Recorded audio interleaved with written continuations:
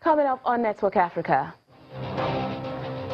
About 50 school children have been rescued from a 3-story building that has collapsed at Ethiopia on Lagos Island.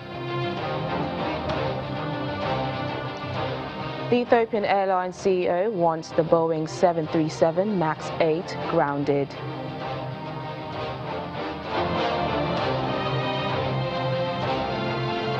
Plus, French President Emmanuel Macron continues his Africa tour with a visit to the African Union headquarters in Addis Ababa.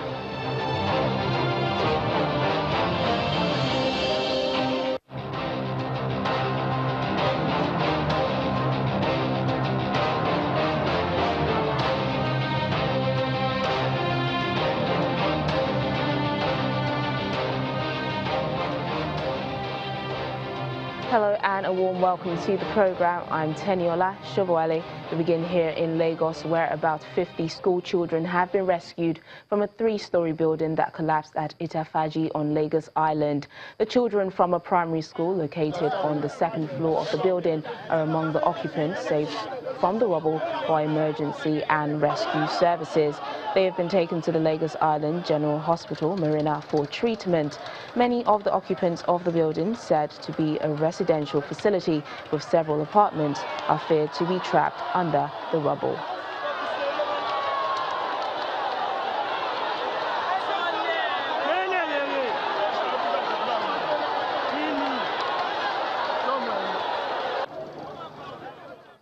This is a developing story, and earlier we spoke to our correspondent, Bukola Jo Ekotumbu, who is at the scene of the collapse. She gives us an update.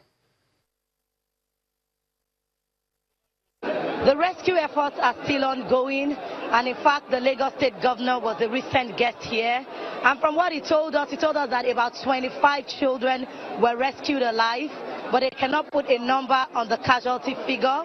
He also told us that the Deputy Governor is right now in the General Hospital, where she's taking care of the children who were rescued earlier today. From Julius Berger has joined the rescue effort so that it can be fast-tracked. And as I told you earlier, this building is situated at number 14 Massey Street, which houses the popular Massey Street Children's Hospital. This building came down at about 10 minutes after is piled on top of each other. So much effort is on with all the rescue agencies here, from the Lagos State Emergency Management Agency, the National Emergency Management Agency, as well as the Civil Defense, the Neighborhood Watch, and all of the agencies are partaking to ensure that all the children and those buried beneath the rubble are also removed. The state governor also added that all the buildings on this street are undergoing integrity. Of them have been marked for demolition, even though this one that crumbled was not marked for demolition. He also appealed to the crowd to give room to the rescue effort, and also appealed to the landlords here who have been resisting the integrity test effort, and told them to cooperate with the Lagos State government. The crowd is really hindering the rescue effort here. Some parents are around, and some who have relatives in that building as well are gathered in clusters and wondering whether it will be their relative that will come out of that rubble next. Many of those here do not know what caused the collapse. We spoke to someone earlier today who spoke to us in the local Yoruba language, saying that he came around here and he saw the building just go down. But if I can infer anything from what the governor said, I think that the building collapse has to do with the age of the building. Of course, if you are familiar with Lagos Island, there are a lot of buildings that maybe initially were one-story building, and because it's a market area and all of that, some of the developers here have raised the building above what it should be. Nobody right now can tell us exactly what caused that collapse. Thanks, Bukola. To take a look at this devastating story a bit more, we have with us Lola Adetona, the chairperson of the Nigerian Institute of Civil Engineers Lagos chapter. Thank you for joining us on Network Africa. Thank you for having me.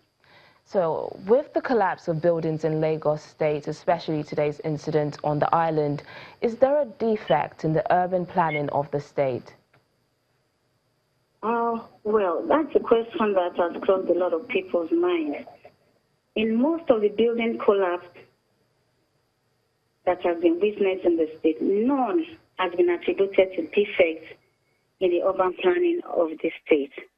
As such, we feel it to be appropriate to hinge this problem to the urban planning of Lagos State, really. Well, do we have a standard for urban development in Nigeria? I believe we should have a standard, yes, because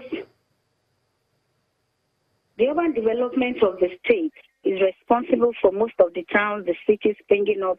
So it is very unlikely to come into the existence without the laid out standards from the town planning authorities. Definitely, we have standards for the urban development in Nigeria, and Lagos as a state.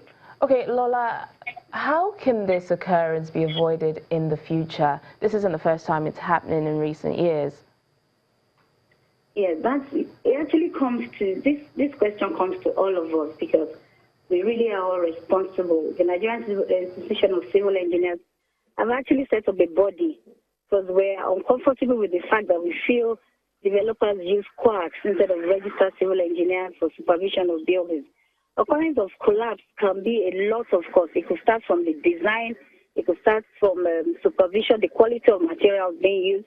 So we're employing the streaming up enforcement of building regulations by various control agencies. We have the physical planning authorities, we have the building control agencies, we have the material testing laboratories. We have a lot of building regulations. I'm aware that LAPCA, that is Lagos State Building Control Agency, are the incidents. And they're looking at various ways that this collapse has happened. Some are saying that is the adjoining building that collapsed earlier, sometime last year, that might have an effect on the next building. It could be a lot of factors, but we're not pointing accusing fingers. We're just saying that for this kind of occurrence to be avoided in future, all of us, all these building agencies need to come together and enforce control. Lola Adetona, the chairperson of the Nigerian Institute of Civil Engineers, the Lagos chapter, thank you for taking the time to speak to us on Network Africa. Moving on to stories outside of Nigeria now, the CEO of Ethiopian Airlines has called for the grounding of all Boeing 737 MAX 8 jets until it's established that they are safe to fly. T-World Gibremaria made the call in an interview with the BBC after the airline's Boeing 737 MAX 8 crashed 6 minutes after takeoff from Ethiopia's Bole International Airport on Sunday, killing all 157 people on board.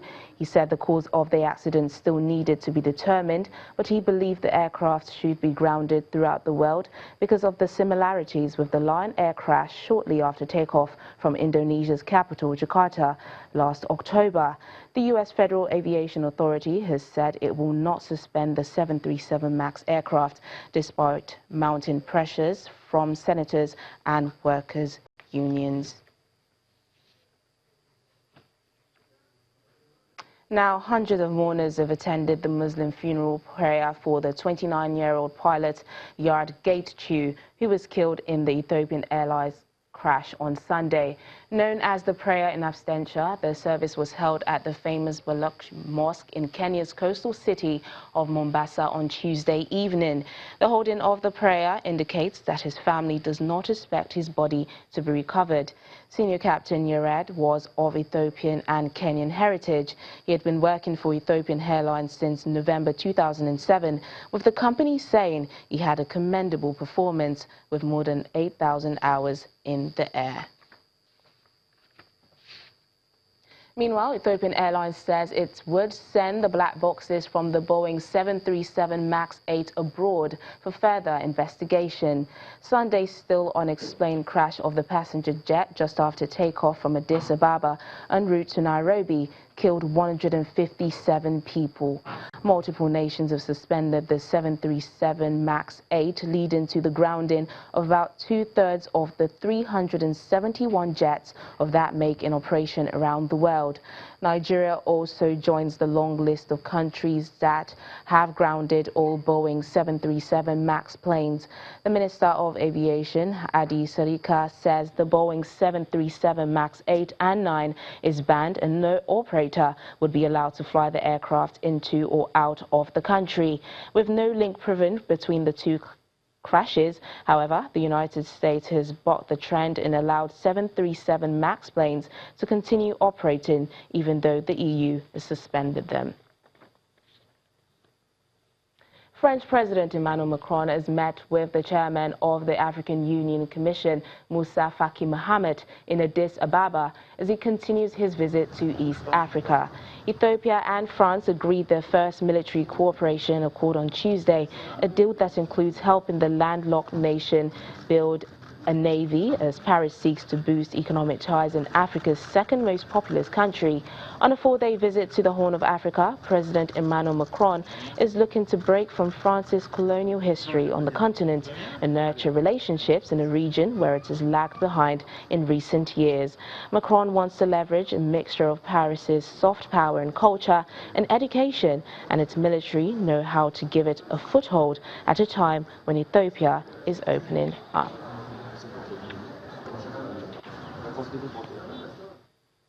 Telecom giant Safaricom has secured a deal to use its M-Pesa mobile payment service for online shopping on the AliExpress.com site run by the Chinese e-commerce giant Alibaba Group.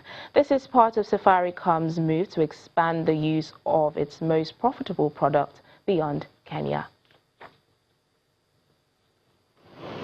AliExpress.com, run by Chinese e-commerce giant Alibaba Group, will in a few weeks allow Kenyan shoppers to buy goods on the site using M-Pesa. M-Pesa was launched more than a decade ago to offer Kenyans without bank accounts a network to transfer cash via mobile phones. It now offers a range of payment services, loans and savings to more than 21 million people in Kenya and has been copied abroad. AliExpress.com is an online shopping portal for businesses and retail customers. Today we have unveiled a partnership with AliExpress to enable customers who are shopping on the AliExpress e-commerce platform to actually be able to pay for the products or goods or services that they buy using M-Pesa.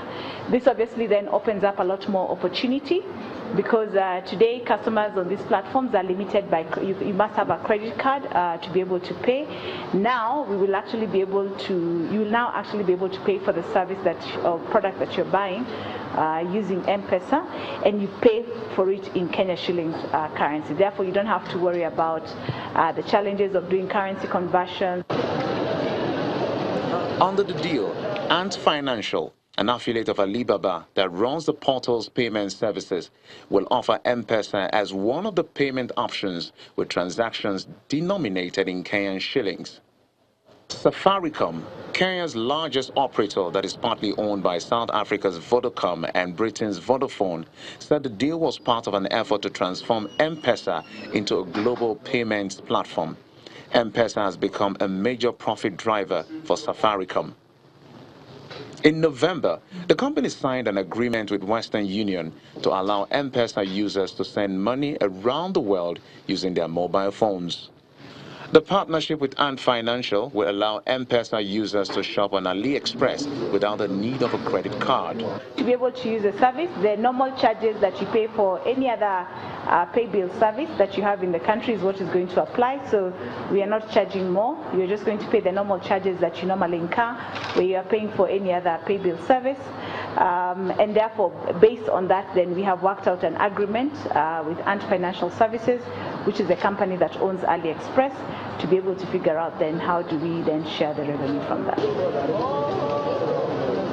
Safaricom is the market leader in Kenya's telecom space, with 65% of mobile phone users or 30 million subscribers, co-unit of India's Bharti Airtel, which had a 22.3% market share as of September, and Telkom, that accounts for 9%.